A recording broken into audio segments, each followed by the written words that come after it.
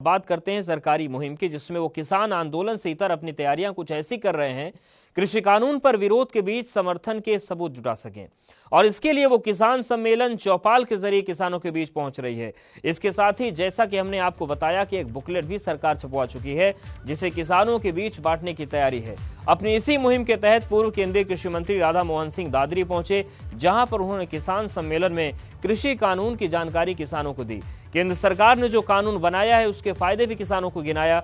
यहां सिर्फ राधा मोहन सिंह ही नहीं बल्कि गौतम बुद्ध नगर के सांसद महेश शर्मा, राज्यसभा सांसद सुरेंद्र नागर, दादरी विधायक और बुलंदशहर के विधायक मौजूद रहे। और सीएम योगी ने भी इसमें मोर्चा खोला है, मुहिम आगे चलाई है। सीएम योगी ने बरेली में आयोजित किसान सम्मेलन में शिरकत की। इस दौरान उन्होंने विपक्षी दलों पर जमकर निशाना साधा। सीएम योगी ने कहा कि विपक्ष अपने निजी फायदे के लिए किसानों को बहकाने का काम कर रहा है। उन्होंने इस दौरान यह भी कहा कि किसानों को कृषि कानून से डरने की जरूरत नहीं है, ये उनके फायदे के लिए है और जो भी लोग इसे लेकर भ्रम फैला रहे हैं वो इसके खिलाफ झूठा प्रचार कर रहे हैं। सीएम योगी ने इस दौरान बरेली में 111 नई योजनाओं का शिलान्यास और लोकार्पण किया। इसकी लागत 947 करोड़ रुपए बताई जा रही है।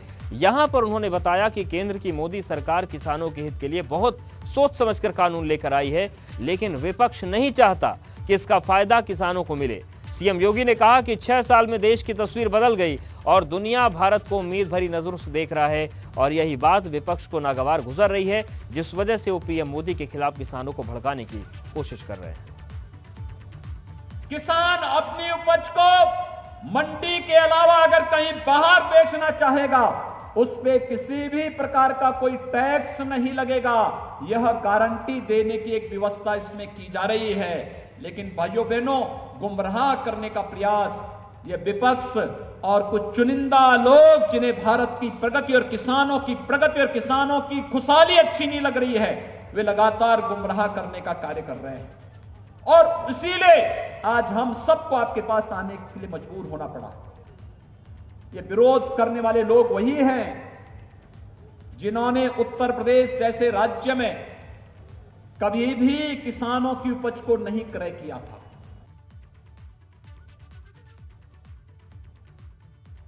के लिए जो कानून भारत सरकार ने बनाए हैं, यह किसानों की जमीनों को किसी को भी कब्जा करने की छूट नहीं देती है। मंडी समाप्त करने की कहीं कोई व्यवस्था नहीं। मंडी तो ये चलेंगे ही, लेकिन एक निजी क्षेत्र में मंडी एक स्वस्थ प्रतिस्पर्धा को बढ़ाने के लिए प्रारंभ किया जा रहा है, जिससे किसानों को ज्यादा दाम मिल सके।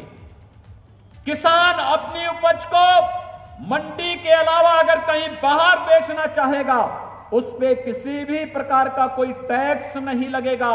यह गारंटी देने की एक व्यवस्था इसमें की जा रही है। वही किसान आंदोलन को लेकर बीजेपी नेताओं के भी बयान सामने आ रहे हैं। यूपी बीजेपी के अध्यक्ष स्वतंत्र देव सिंह ने कहा कि किसान आंदोलन को वो ताकतें बढ़ावा दे रही हैं जो कि देश में सीएए और एनआरसी का विरोध कर रही थी। वहीं ऐसा ही बयान बीजेपी सांसद सुब्रत पाठक ने भी दिया है। जो हमें लगता है अब इस आंदोलन में जो ताकत सीएए के पक्ष में था, इसमें अब षड्यंत्र कर रहे हैं। यदि समस्या का समाधान होता है तो बात करें, यदि जबरदस्ती करना है तो बात दूसरी है। तो इसके पीछे, अब आंदोलन के पीछे जो शक्तियां, नक्सलवाद, माओवादी, कम्युनिस्ट, इस प्रकार की शक्तियां जो देश को के खिलाफ रहती हैं, शक्तियां, ऐसे लोग जैसे सीएए के खिलाफ। सीएए का विरोध क्यों हुआ था? पाकिस्तान, अफगानिस्तान, बांग्लादेश में रहने वाले वो तमाम सारे बेचारे अल्पसंख्यक जो धार्मिक प्रताड़ना केवल इसलिए झेल रहे थे कि उन्होंने इस्लाम को स्वीकार नहीं किया। उनका उत्पीड़न होगा। अगर वो हिंदुस्तान आएंगे तो हिंदुस्तान में उनको सम्मान नहीं दिया जाएगा, हिंदुस्तान में उनको नागरिकता नहीं मिलेगी। कहाँ जाएंगे वो? कहाँ जाएंगे वो हिंदुस्तान आए, उनको नागरिकता दे दी। हिंदुस्तान के किसी व्यक्ति से कोई लेना देना नहीं था। फिर उसके बाद ये शाहीन बाग का आंदोलन क्यों हुआ? ऐसे तमाम सारे आंदोलन क्यों हुए? क्यों इस देश के ऐसे नेताओं ने उनको समर्थन किया? और आज यह भी यही सब उसी की परिणति है कि आज इस प्रकार की, जब वहाँ से हटे तो यहाँ पर आए। अगर सीएए के खिलाफ ये लोग आंदोलन कर सकते थे तो हम लोगों ने भी पक्ष में आंदोलन खड़ा कर दिया था, उनसे बड़ा आंदोलन खड़ा कर दिया था। पूरे देश ने देखा था किस प्रकार से जनता सीएए के पक्ष में सड़कों के ऊपर आई थी। अगर इस प्रकार की स्थितियां निर्माण होंगी तो इस कानून के पक्ष में भी जनता सड़कों के ऊपर दिखाई पड़ेगी।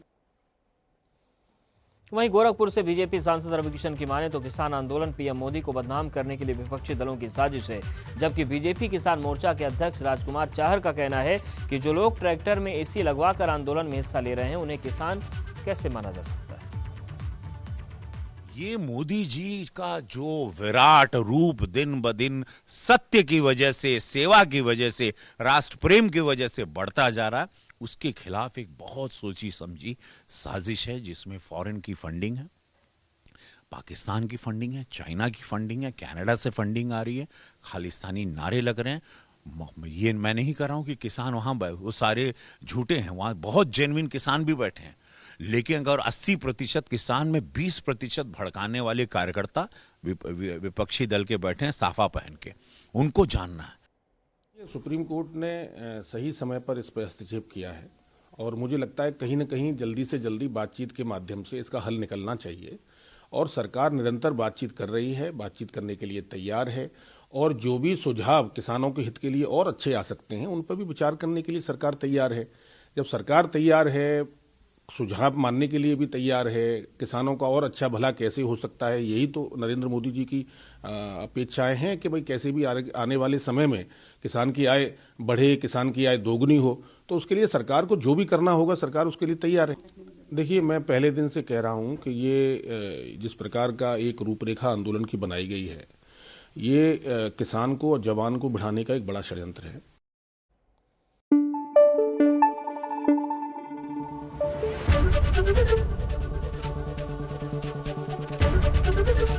एबीपी गंगा, खबर आपकी, जुबान आपकी।